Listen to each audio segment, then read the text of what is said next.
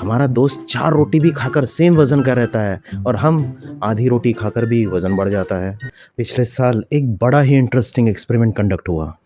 एक 200 लोगों के ग्रुप को रेगुलरली कंट्रोल डाइट मतलब सेम कैलोरीज वाला सेम खाना दिया गया। एक्सपेरिमेंट से पहले सभी का फिजिकल डेटा लाइक वेट और अदर हेल्थ पैरामीटर्स चेक किए और नोट किए गए। ये एक्सपेरिमेंट तकरीबन 30 दिन चला और रिजल्ट्स।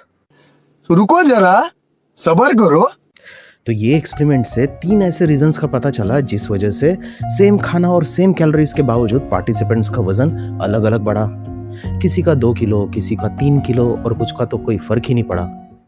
ऐसा होता है ना, हमारा दोस्त 4 रोटी भी खाकर सेम वजन का रहता है और हम आधी रोटी खाकर भी वजन बढ़ जाता है।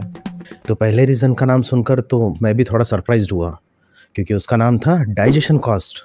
इसका रुपए से कोई लेना देना नहीं है। इसका मतलब खाना पचाने के लिए लगने वाली एनर्जी, जैसे कि प्रोटीन डाइजेस्ट करने के लिए हमें ज़्यादा एनर्जी लगती है और प्रोसेस्ड फूड ऑलमोस्ट रेडीमेड होता है जो एब्जॉर्ब भी इजीली हो जाता है। मतलब not much energy is needed. So ये energy is digestion cost. Second है गट माइक्रोबियम। आपका गट बैक्टीरिया डिसाइड करता है कि फूड से कितनी एनर्जी निकलेगी, और अलग अलग लोग हैं तो बैक्टीरियल कॉलोनीज का कॉन्सेंट्रेशन भी अलग अलग ही होगा। इसी वजह से सेम फूड होने के बावजूद डिफरेंट एब्जॉर्प्शन पैटर्न मिलता है सभी लोगों में। तीसरा है फूड स्ट्रक्चर। कई बार एक ही फूड प्रोडक्ट के 2 वेरिएंट्स की कैलोरीज सेम होती है, जैसे whole almond versus almond butter. दोनों की भी कैलोरीज सेम है लेकिन इफेक्ट्स बहुत अलग है। वैसे ही खाने में रॉ फाइबर और कुक्ड फूड सेम कैलोरीज के होने के बावजूद इफेक्ट्स में सिग्निफिकेंट फर्क होता है। इसका मतलब फूड टेक्सचर भी मेटाबॉलिज्म पर असर करता है। तो मेटाबॉलिज्म एक इकोसिस्टम है, इसे कैलकुलेशन मत बनाइए।